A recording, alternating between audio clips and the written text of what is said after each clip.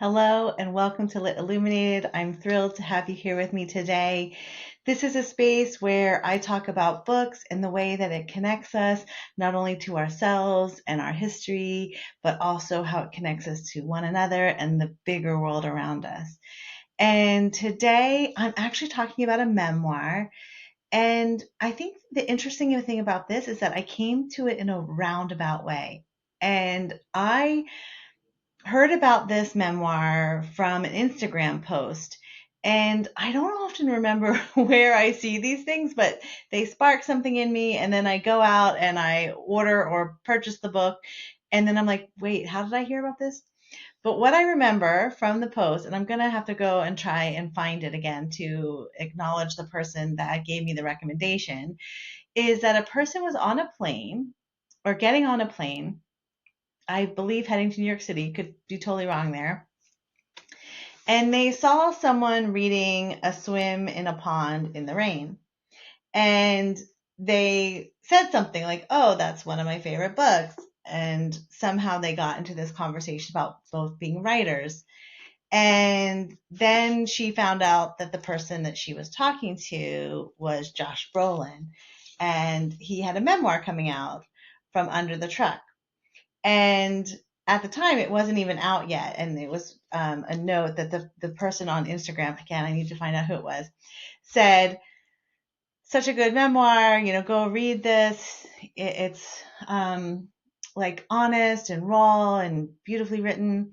And I was like, I would have really never thought to pick up a book by Josh Brolin, but the impact the person shared that the memoir had on her was enough for me to go, that's interesting. I'm going to pick that up. So I pre-ordered it. It came out, I believe, in November, and I finally picked it up, and I just finished reading it. And I love that it had such an impact that I just finished reading it, and now I am recording this because I feel like so often we get in the memoir space and we don't talk about how it also shows us how we're connected.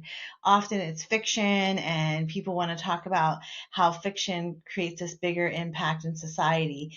But memoir has that same space, and I think that's important to recognize. So, what I loved about this memoir was partly the structure. And this is something that I like in my own writing. My memoirs follow some of this, in addition to how I look at time is always really interesting. So Brolin uses dates as titles for the chapters. So like for this example, 1987, this one very specific, February 12th, 1995, just two random pages that I opened up to. And so he always helps you know where you are in time and where he is in time, right? So that you're moving from present day to past and in between. And so that's a helpful indicator that we're in a time shift. But I love when memoirs allow you to move back and forth in time because I think that's a natural way of how we walk through the world. We don't always just sit in the present. I mean, even though all the gurus out there are like, be in the present, but we are a combination of the present and all the past behind us, not only our past, but like our family's past and everybody's past behind us. And then also all of that like comes together and is the future. So we have to in some way, be in that space of past, present, and future at the same time. And so I like when memoirs take you back and forth through time because if you were to look at this present moment and where you are and where and how you're thinking about the world, what's actually happening to you, how your emotions are reacting to whatever is happening in front of you in the present moment, it's all connected to the past. There's some way that the narratives we've built over the years, the situations over the years, it's a flow. And as I always say, it is a spiral. The past, present, and future all in a spiral of time. Collapse it down, you're into one moment, but you're experiencing all three. And that's what I love about memoirs like this that move back and forth through time, allows you to see someone's journey through life, but not seeing it as that perfect, like, and then I was born and then I got here.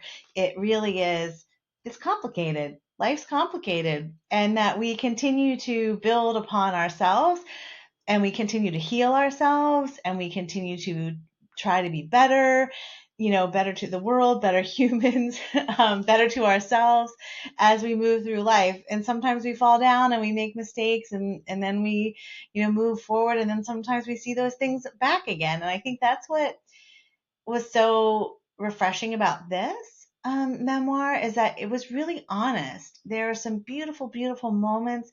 There's some heartbreaking moments. There's also acknowledgement of, mistakes or things that could have gone better. But how how all of those things are building the person that is and was and will be. It's like that layering effect. I think the other thing that I really loved was it's beautifully written. There are lines that you're just like, oh, that's poetry. And speaking of that, the book itself uses different genres, which I also love, which I have also put into my own memoirs.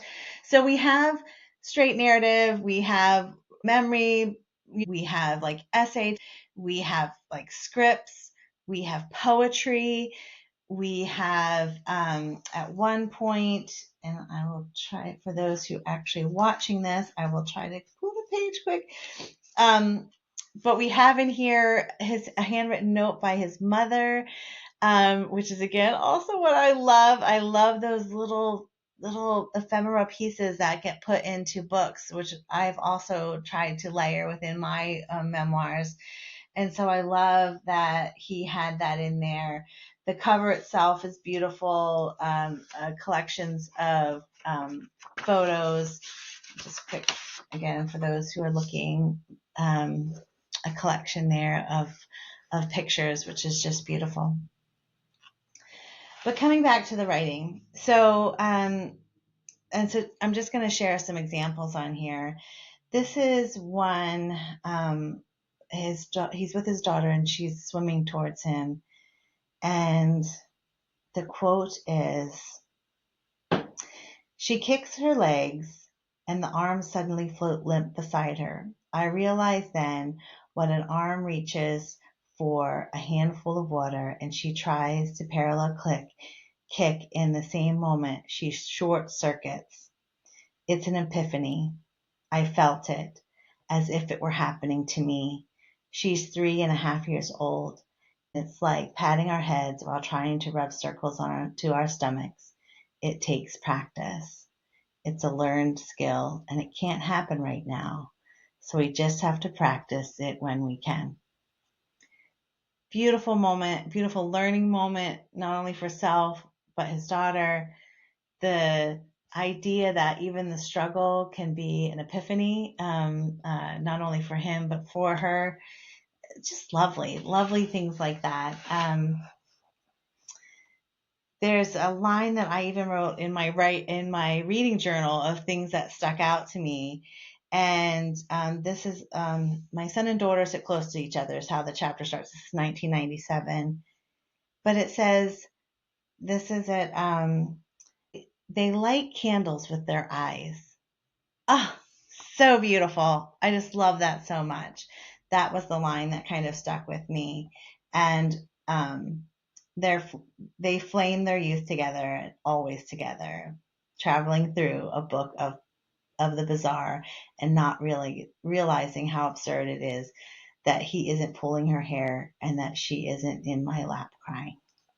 It's a really nice connection between the two.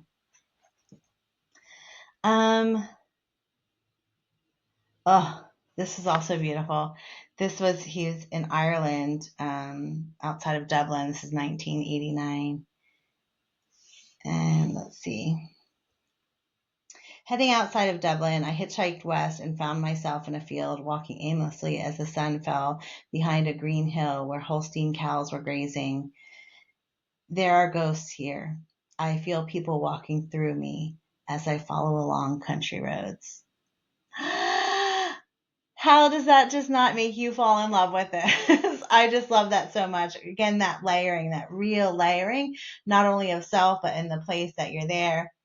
And then to also highlight the layering, this is in a chapter in 2006, in parentheses, summer.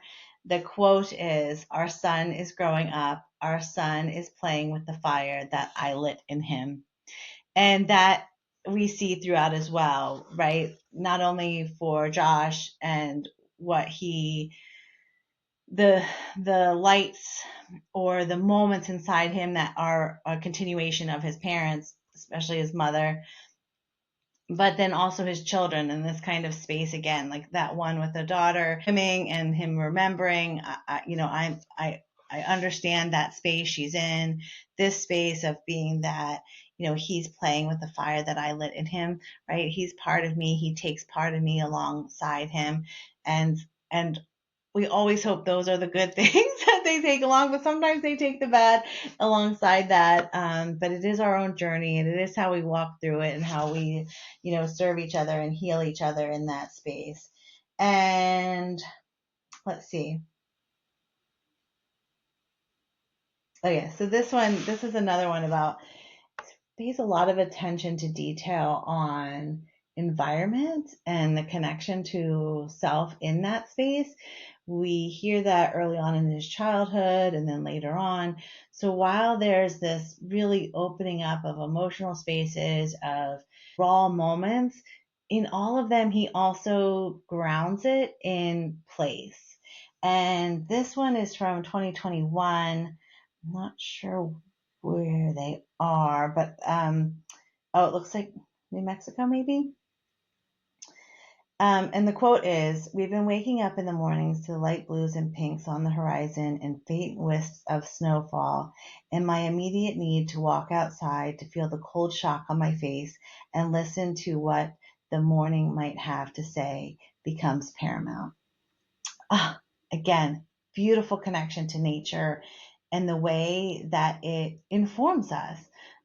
And not only informs us in the space of our relationship with the world around us, but also that it has something to tell us about ourselves, about where we are and who we are, and how to continue to process and walk through this world. I have so many I have so many things highlighted, but I just feel like there's something really important here about the building of a life, also the deconstruction of a life, and how we are in that layering, and that to honor the layering is really important, to not just look at all the great stuff that's happened in your life, but to know that, there's bad things that have happened as well, and how they also make you who you are, and to also honor the people that are part of that life, who raised you, who were friends with you, who you've built connections with, and not only their role in informing you as an individual, but they're also space and place within the world, and how in some ways we collide along the paths of how we journey. And sometimes those collisions bring us together. Sometimes they don't. Sometimes it really is a clash and then we go our different ways. But all of those connections, all of those clashes, all of those impacts continue to build and develop and layer you to become who you are, and help you grow and learn. And I think that's what's really key about this memoir, is just that it provides the space to be honest, to move us back and forth through time, to understand the layering, to understand self, to understand the way that people impact us and how we impact others. And that life is a journey, and we're moving through it, and we're healing, and we're growing, and we may have expectations for how that's going to turn out, but it doesn't always turn out how we think it should. But that in some way we're blessed all the same. So I highly, highly recommend Josh Brolin's From Under the Truck. Again, it's a beautiful book. I love the way it's set up, thinking about the way we organize time, and the way time builds and establishes who we are. And even though it's a construct, right, in some way. And so using time to construct this book is just brilliant. So thanks again for joining me today. I hope you pick up this book, and I will see you again soon.